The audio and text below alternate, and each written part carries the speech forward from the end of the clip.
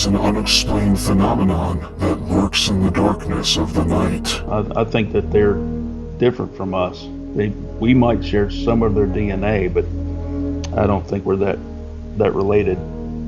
We live in a world where the unknown mysterious phenomenon manifests itself. Because there's a lot of stuff going on. And this is stuff that's being told to us by people who know about it, who are part of, the wildlife community. Could they be explained? The last time I'd been to the park alone, I thought I saw a very large dark shadow, at least in that. Hello folks, my name is Chris Fringe, and tonight, join me as I discuss the unknown phenomenon that lurks in the world.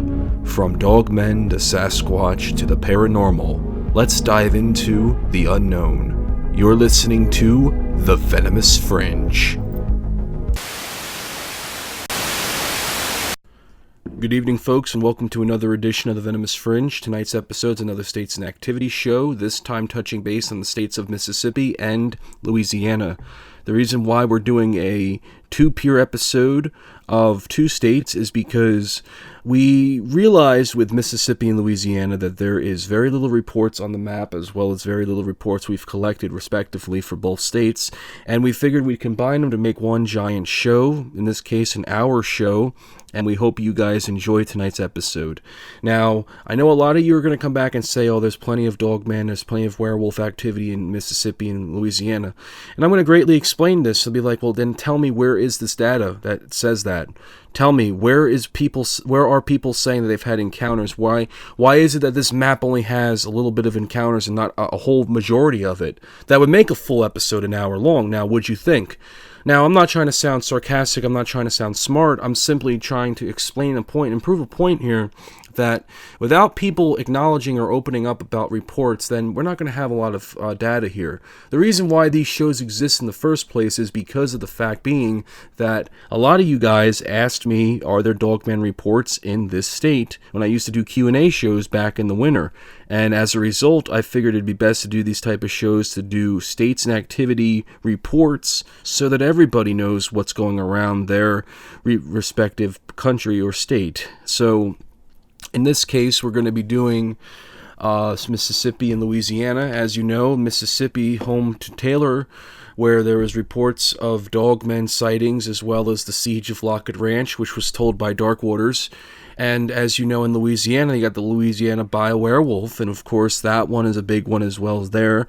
I mean, like I said, folks, when you look at the map, you'll understand what I'm talking about with the amount of minimal reports seen on this map, and it's disappointing because I feel that there's so much more out there, but the resources and the data they're not providing, and of course as a result I have to do what I got to do as a show host, and more importantly as a researcher, and have to leave it as is. Unless somebody out there wants to come forward and submit me reports, then that's perfectly fine. You see, folks, I don't want people to think I'm a stranger or to think I'm some sort of punk or a smartass to begin with, because it'd be greatly appreciated if some of you guys who have Dogman reports, if you have paranormal or cryptid reports, want to submit them, feel free to send me an email at thevenomousfringe@gmail.com. You see that link right now that's being put on screen? That's the link, that's the email you have to type in, go to, and reach me at.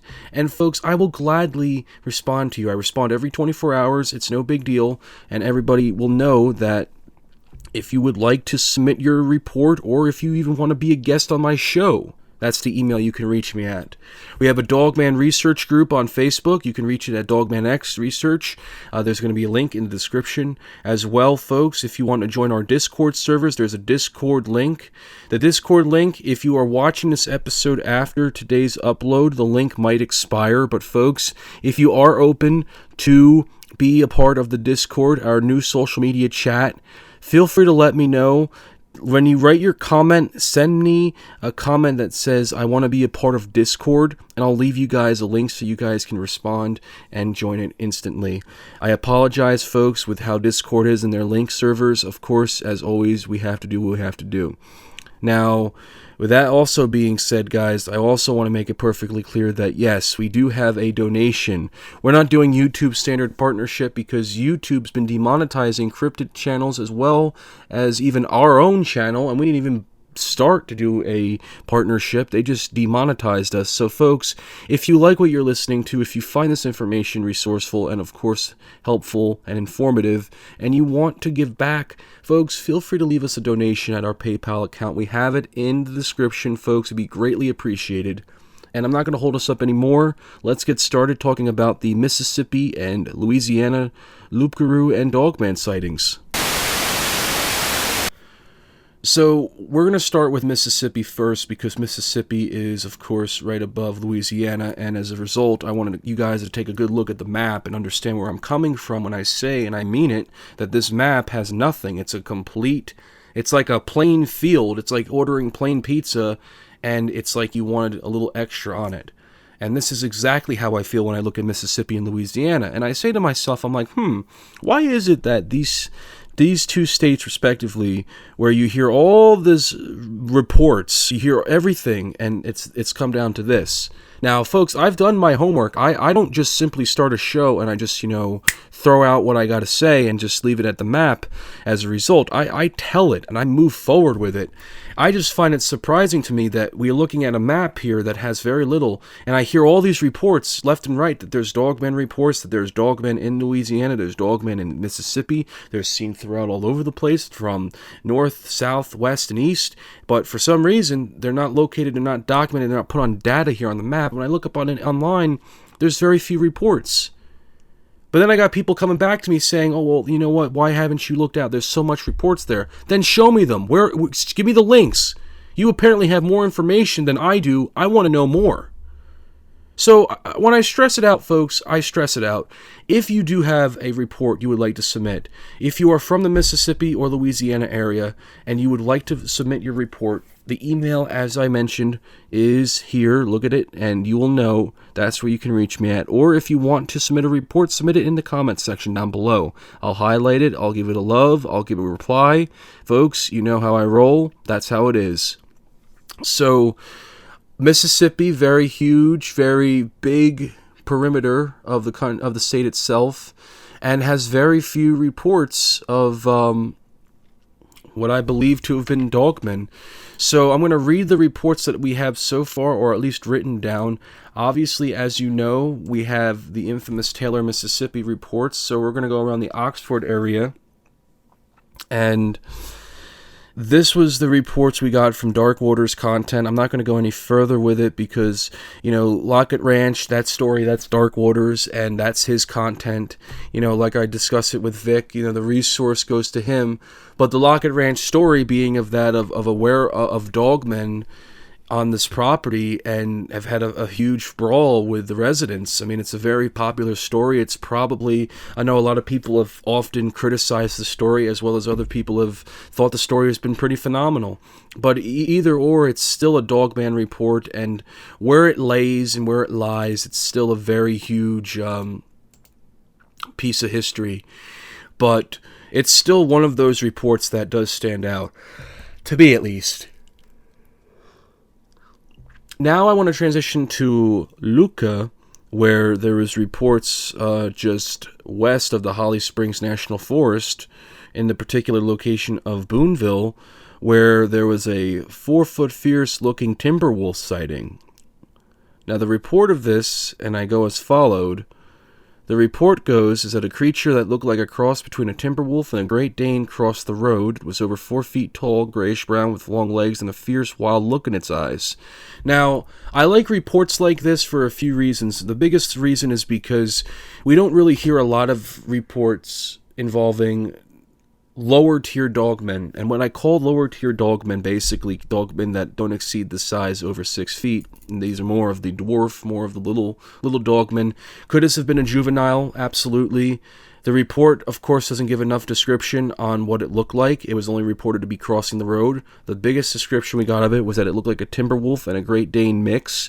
There have been reports of timber wolf-looking dogmen sighted throughout the upper northern portion of the U.S.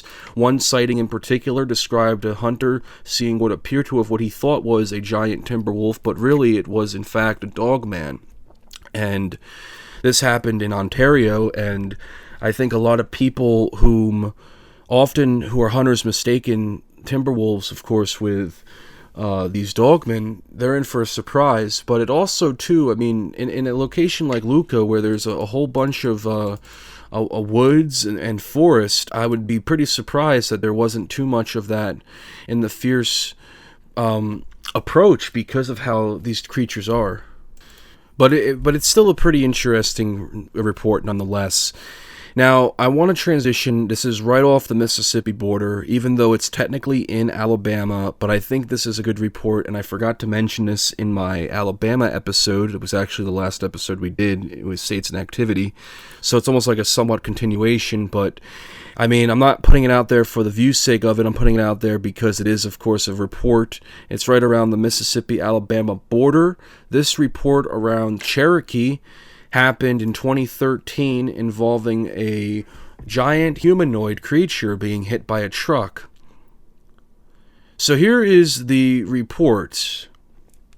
You're kind of driving through the woods, trees on both sides of the road. If I had to guess, it was maybe 50 yards from the trees to the trees, and maybe a little more, and something like that. The eyewitness was driving along, just getting the truck straightened out, seeing what's going on and around the perimeter.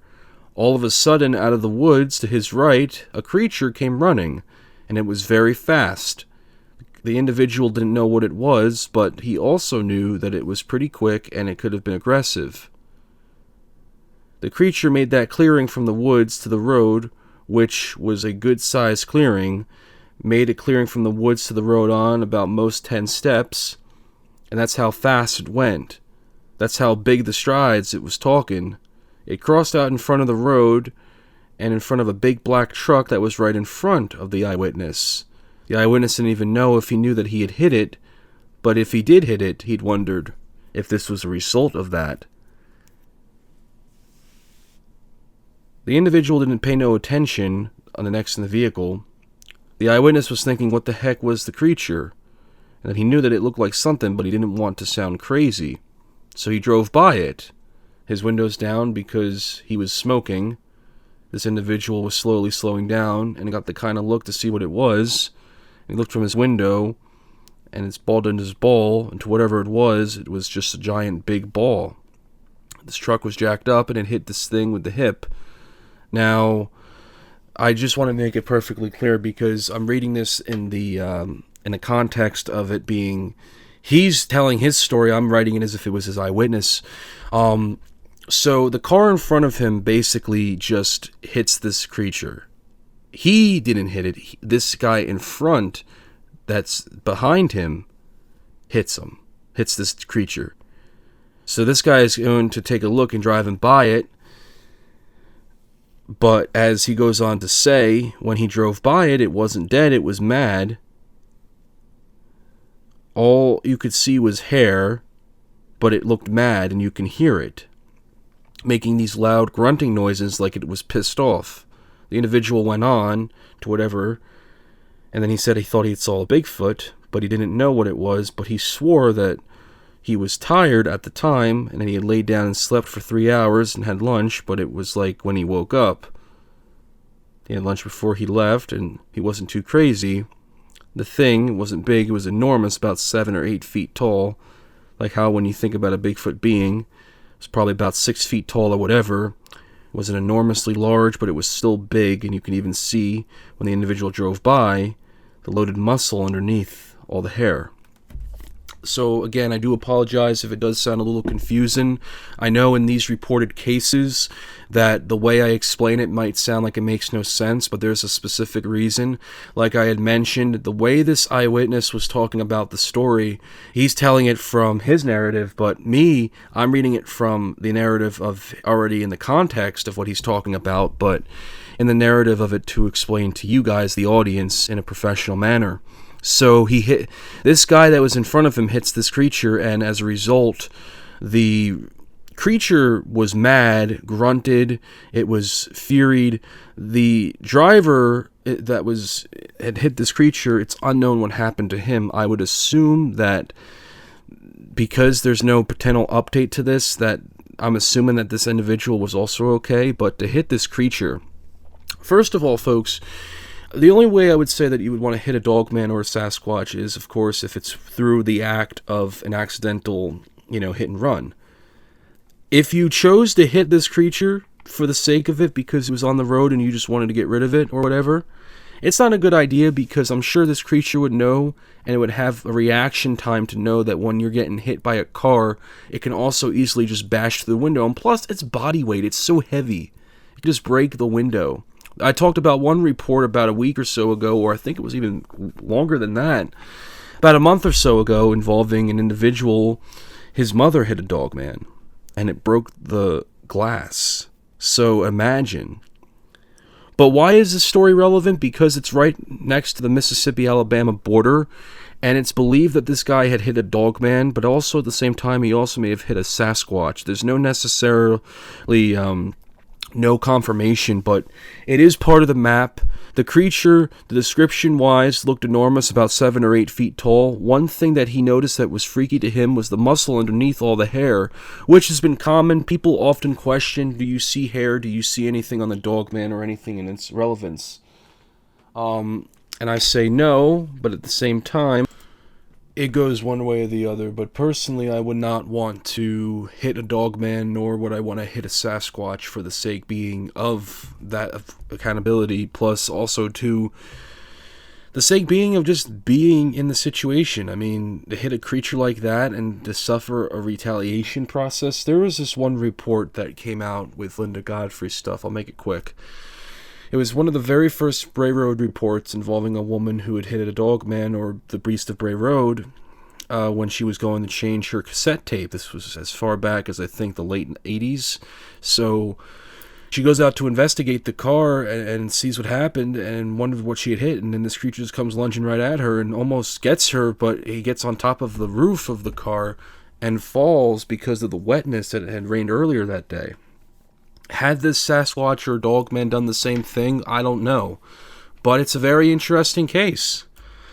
I find cases like this to be very spooky, at the same time very much so peered alongside, because that means that this creature is wounded, or something with it that as a result has led to this initial reaction. But nonetheless, it's still a very interesting report, and I really do like what they had cooking on this one as well, and I really do like what's been said. I mean, with the Dogman or Sasquatch getting hit by the car, let me know what you guys think about that report. I want to take a look at another report that comes from the Delta National Forest. Now, this isn't on the map specifically. This was a report I had received from an individual who's in the Facebook group, and this individual reports around Rolling Fork that there is this giant creature, which they call a lycanthrope, which, as you know, is a werewolf in a different language. As we know, lycanthrope being the more scientific term. Obviously, folks, I was kidding with the different language comments. But there was a report in Rolling Fork involving a man who had seen a creature in the woods. He was literally hunting, and he had turned to his right, and he had seen something off a pasture, and had seen this creature just standing in the woods looking right at him. This was around, I believe, from what he had said, just the tip of the iceberg off the top of my head, around noonish to at least early evening, and he had seen this giant creature, this giant black, as he called, a black mass, and it had looked at him, and it stared at him, and it didn't make no movements whatsoever, growled, to say the least, but then moved on. But in the description, he had mentioned that this creature did have pointy ears. He called it a lycanthrope, but he had made clear mention that it looked like the lichens you'd see from Underworld. And if you recall, I had done an episode involving a Romanian individual who had seen a creature that looks exactly just like, in his description as well, a creature from the movie Underworld. So he sees this creature. It looks like an underworld creature. Now, mind you, in Romania, this was overseas, so this is over here in the U.S., looks at it, analyzes it, and simply moves on. And he moved out of the forest area, and he did not return to the reported site. He mentioned, though, that There is a possible, maybe there's more of them, in which he might be right. Obviously, when we're looking at tonight's episode, and we're looking at the body mass, the map, there's not a lot of reports, with the exception of the most infamous Taylor, Mississippi report, and the one I mentioned, the two I mentioned prior. So, this is a pretty interesting case, obviously a stare down, similar to the one talked about in Romania, which makes me wonder, do dogmen have some sort of vulnerability where there are certain people they look at and they don't chase, and there's certain people they look at and they do chase? But I want to transition and I want to talk about the Mississippi Werewolf. This is an interesting article that's from the Phantoms and Monsters Forum. This report talks about an individual back in the mid-'80s who had seen what appeared to have been a werewolf.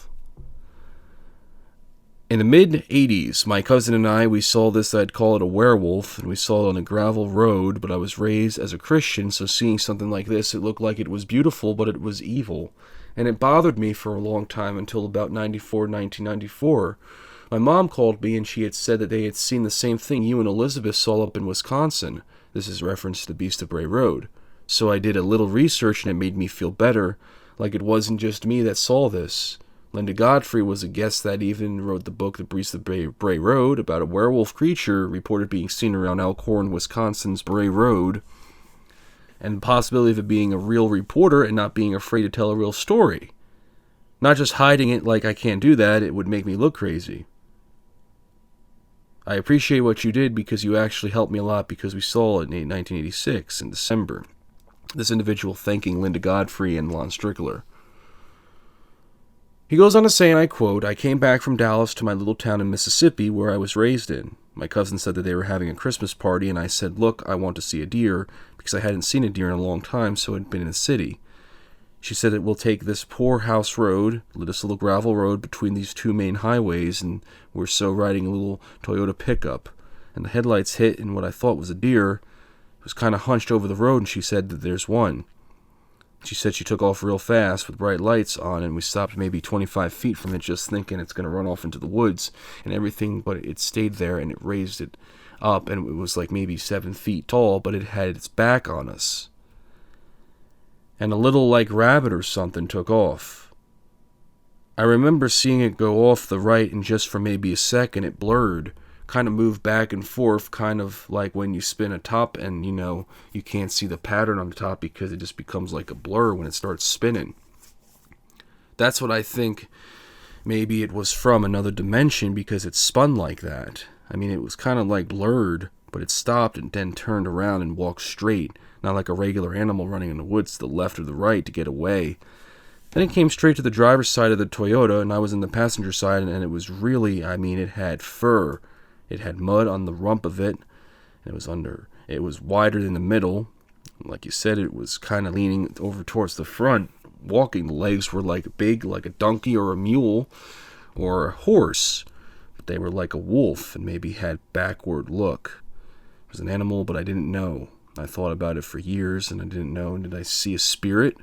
I don't know. It had the mud on it and it wasn't afraid of us. Like Linda said, for sure, it had power. Like it looked at us like we were just stockpiled on the road. I think back now, it could have killed us if it wanted to. It walked right by. When it got into the front of the Toyota, it was a 2-wheel drive, and I was in the passenger side. It was so tall that I couldn't see. When it got close to the front, it started walking down the right side of her truck, and she looked up at this thing. She looked straight up at it. And I couldn't see what was going on. All I could see was the fur of the rump, and then I thought it came by her driver's side window, and she made this weird sound like she was sucking air.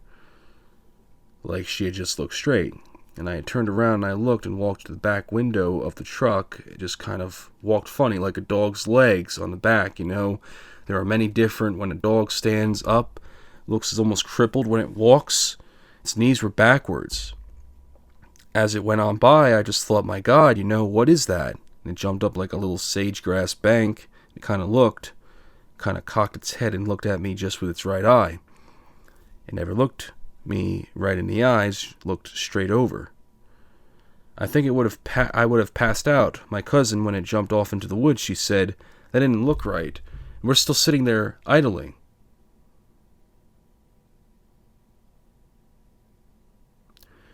So basically this report comes from a mixture of Linda Godfrey's work, The Beast of Bray Road, Tailing Wisconsin's Werewolf, Real Wolfman, True Encounters in Modern America, Monsters Among Us, Hunting the American Werewolf, The Werewolf's Guide to Life, and practically from everything around that margin. The real source of this also comes from Coast to Coast as well. And I think it's pretty interesting because a lot of the reports that we get that are Dogman or Werewolf or in general cryptid-wise, it's also been helped big resource from Coast to Coast AM.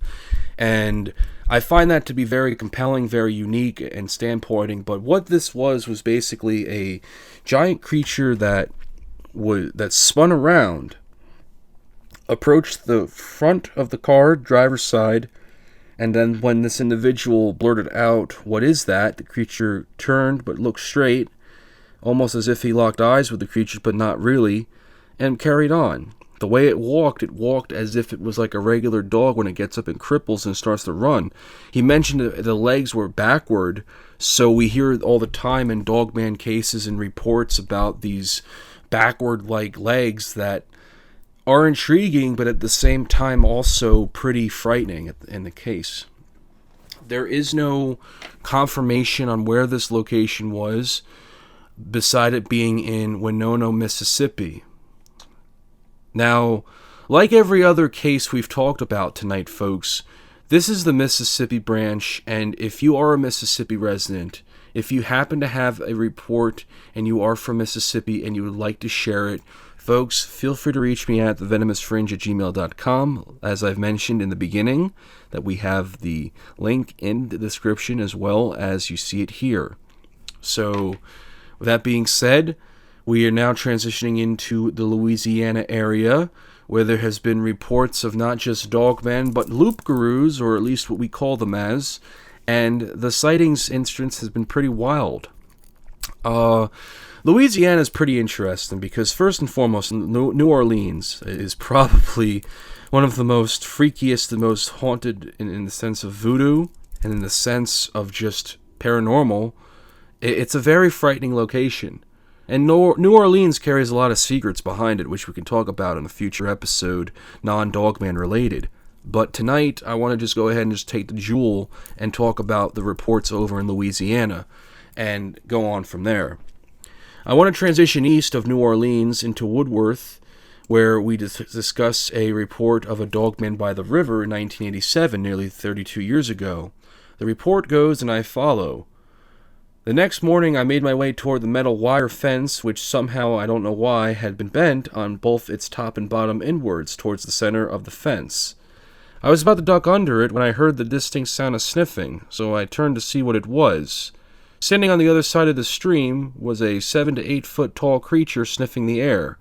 Its head was turned slightly. The first thought I had that entered my mind was, "Oh my God, werewolves are real." It stood on 2 powerfully built muscular legs which ended on enormous paws. It had no tail. It had a massive chest as well as an extremely muscular arms and hands. The hands seemed to have the same kind of pads that a paw has, but they were arranged differently. It had a wolf-like head and tail, pointed ears. The eyes glowed red. The ears were in the proportion to the head. It had a snout or a muzzle. It kept sniffing the air as it stepped over its tree trunk. Or at least the tree trunk, like it was nothing. I would have physically climbed it, get over it. I thought it was coming after me. It stopped and it seemed to be breathing and panting. But there was this deep rumble that accompanied it. I decided to get out of there before it did see me and ducked up under the fence. I ran to my bike, which was parked off the road, and pedaled my ass home.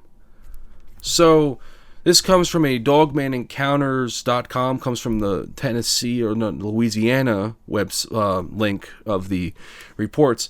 Now, I find this case to be very interesting because you have a close encounter with a Dogman. More importantly, you have a close encounter with something that's obviously much taller and much more intelligent than you, and this is the result of it.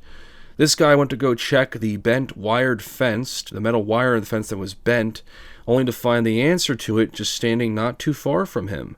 The creature was reportedly to sniff the air for some reason.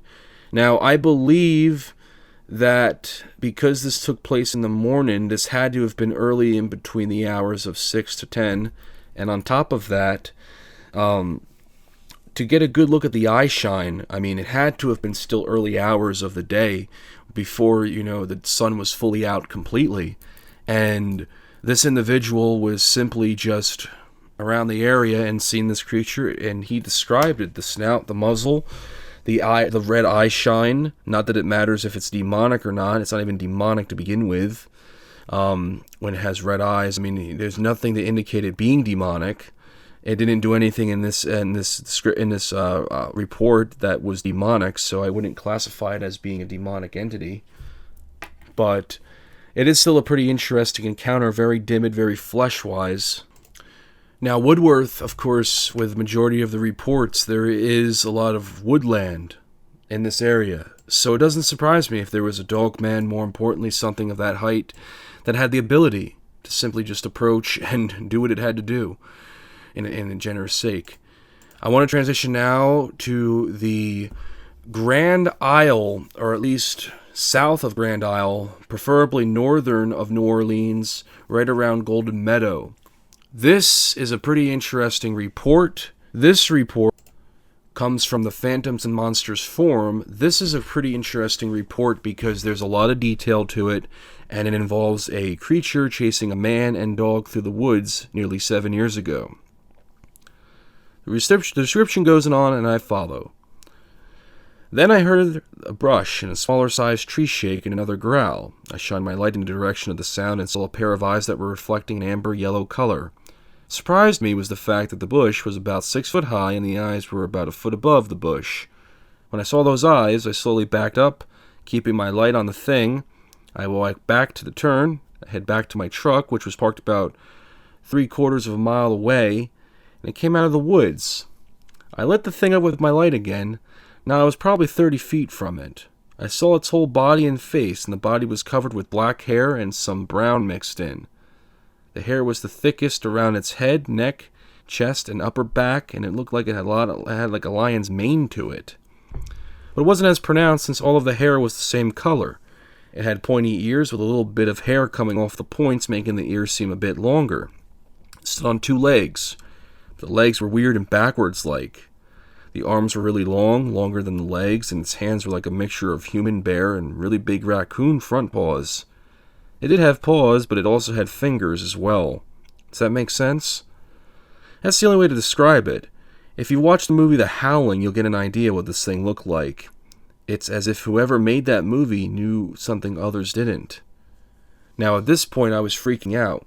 I pulled my rifle. I hunt with a Romanian AK, a camo paint job. I did myself, by the way. The way I was hitting wasn't exactly legal. Hunting. That's why I took my Romanian AK. If I had to toss it, I wouldn't be out of much money. The rounds I use are special rounds I made out of hunt feral hogs. I've dropped deer and hogs with these rounds before, 1 shot, and they're done. I pulled my rifle up to be ready. It growled and walked a few steps towards me. I fired a round right into its chest area. I knew I had hit it because the creature took a step back. As it stepped back, I ran toward my truck, and that's when it let out a loud growl and howl like I had never heard before. I grew up hunting and fishing and thought I knew everything in the woods, but I hadn't heard anything like the sounds of this made before. As I ran back to the truck, it stalked me, but kept its distance.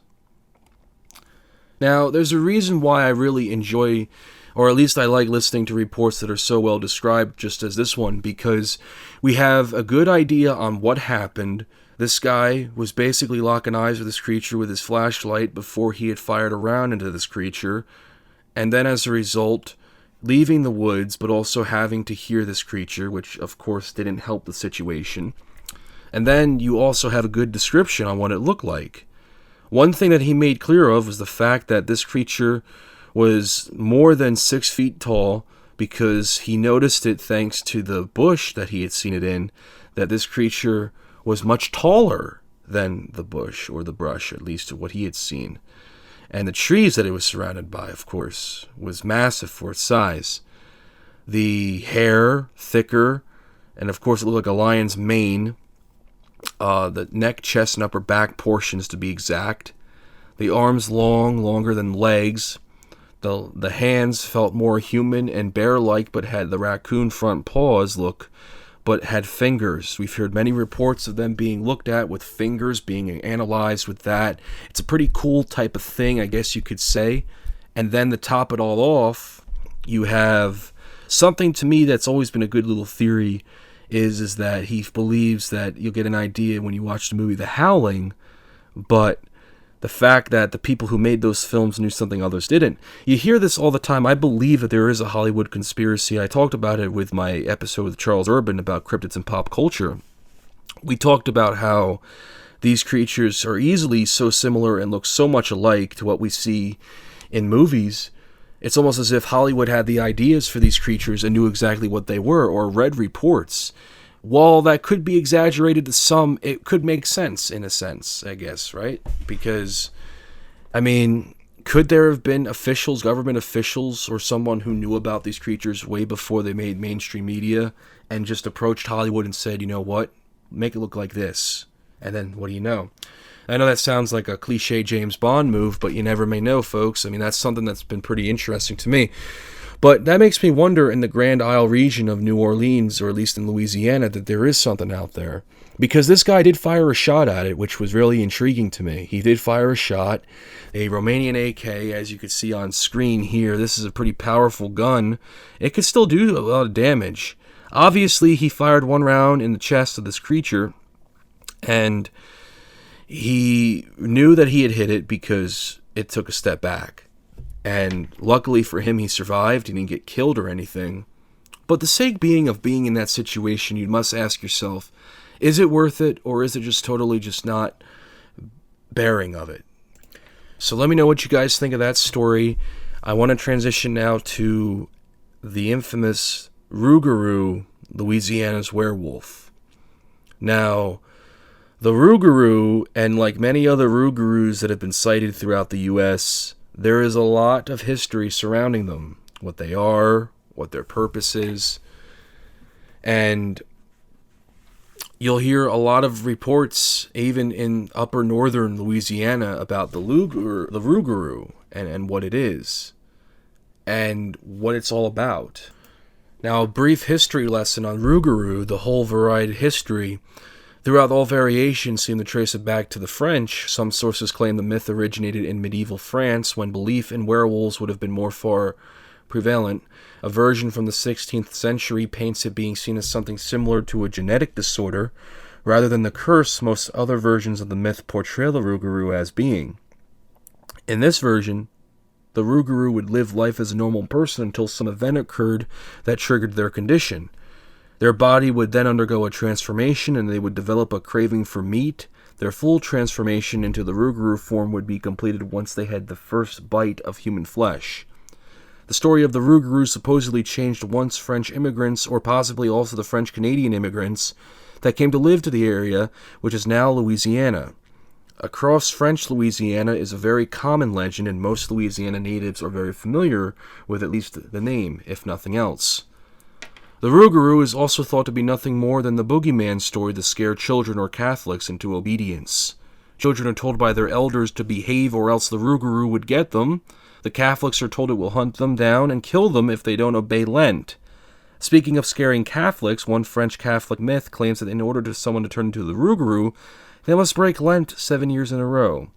But as someone who lives in Louisiana and knows many Catholics who break Lent, this myth could be valid or invalid, who knows.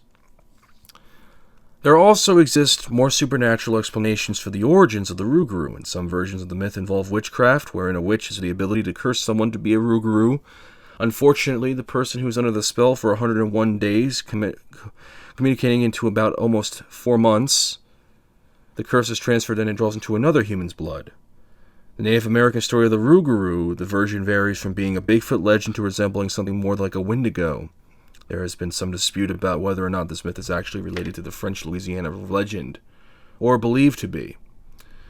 Now, There is an interesting piece of evidence here that was found in Louisiana. It was called the Ryder Roadkill. And I'm going to put this up on screen right now. I want to know what you guys think of this, because this is pretty interesting. This is one of those reports, or at least one of those cases where you do see something that does keep your eye, and this is one of them. Let me know what you guys think of this. This is actually an infamous reported kill, or what believed to have been a Rougarou, the roadkill. But let me know what you guys think, because this is pretty interesting. I really, to be honest with you, I've always believed this photograph. It's hard to tell. To me, it looks like just a regular animal kill, like a possible roadkill, or a possum, or maybe even like, a different variation of another animal. Who knows? It's hard to really make out. The way the photograph looks, it looks like the top, the head and whatnot, the arms are positioned, and it looks like half its body's missing. I could be wrong, but it's something of interest. Despite the Rougarou legend seemingly beginning a way to scare calves and children, most locals maintain its existence and have their own personal stories, especially among the older generation. A story in the Daily Comment titled Tales of the Rougarou Still Haunt the Local Memories states that in the past, rumors about strange and ethnic neighbors would float through the small bayou communities, labeling various people as dreaded Rougarou, suggesting that an explanation for the abundance of the stories from locals about seeing a Rougarou for themselves. The story of Nichols Worth, a local college paper titled The Rougarou Remains Strong in the Figure of Cajun Folklore, recounts a story from a woman about an experience in her youth, saying that she says a local boy was being followed by a dog, and when he decided to cut it with its pocket knife, the boy saw the dog turn into a man and then ran home to tell his family. According to the woman, the next day, a prominent physician appeared in town with his right arm cut and in a sling. I remembered that when the physician shot himself there in Lockport, a year later the boy killed himself and left a letter to the family turned over to the sheriff. Even today, he refuses to let anyone see it. The Rougarou has also been tied to the story of a Ryder Roadkill, as we mentioned. A woman by the name of Barbara discovered a supposedly unidentifiable carcass on the side of the road in '96. Now, it does look like something. What it is, I don't know, but it's something. It's very interesting, but also has a lot of lore behind it, or at least what it appears to be. And reports of the walking Rougarou, the mysterious creature on its own sense. It's a very mysterious phenomenon. What it's being seen, what is it?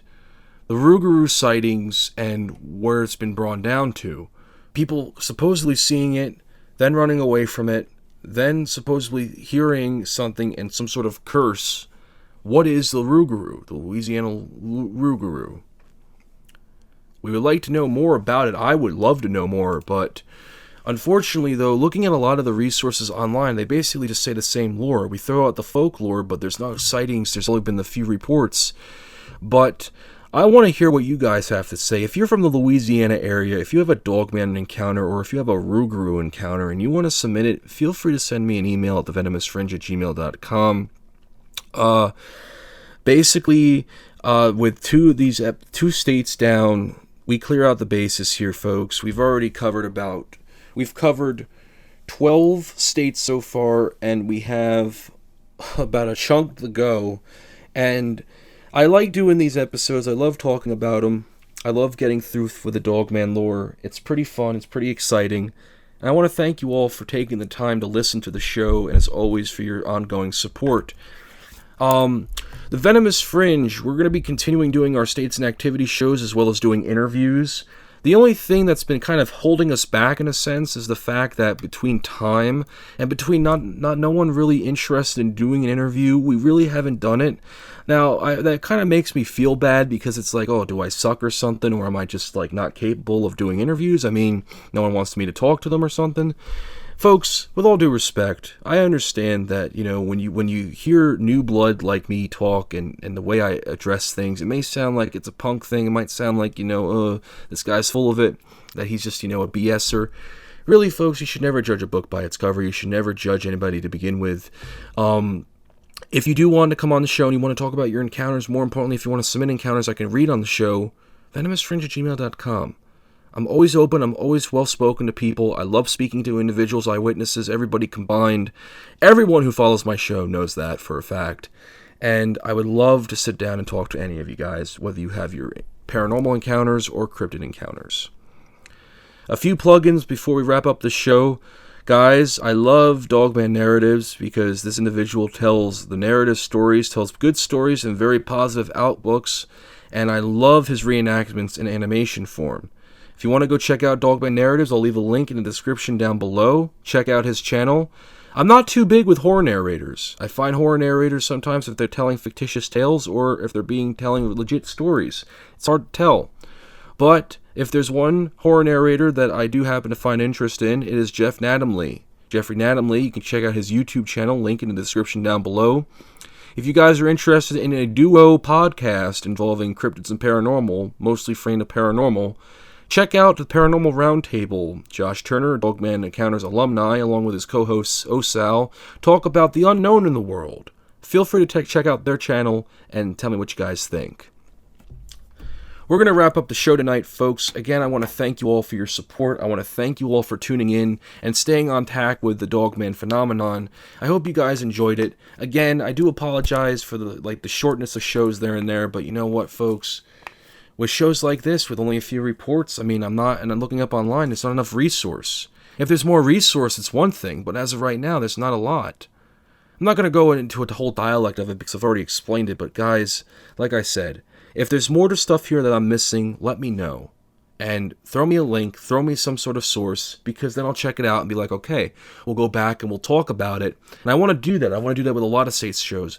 I want to go back and do part 2s. So maybe something that we don't catch here, we can put in part 2, and then go ahead and say, okay, here we go. Because my main goal, out of all of these episodes we do on it, is to simply go ahead and to make a big chart of data, a map of each state, location, sighting, what it was, what variant, and move on from there. It's a very good resource, and for those who are new to the field, it'd be very beneficial. I'm not going to hold us up any further, folks. Thank you all for listening as always, and you all have a fantastic evening. Good night.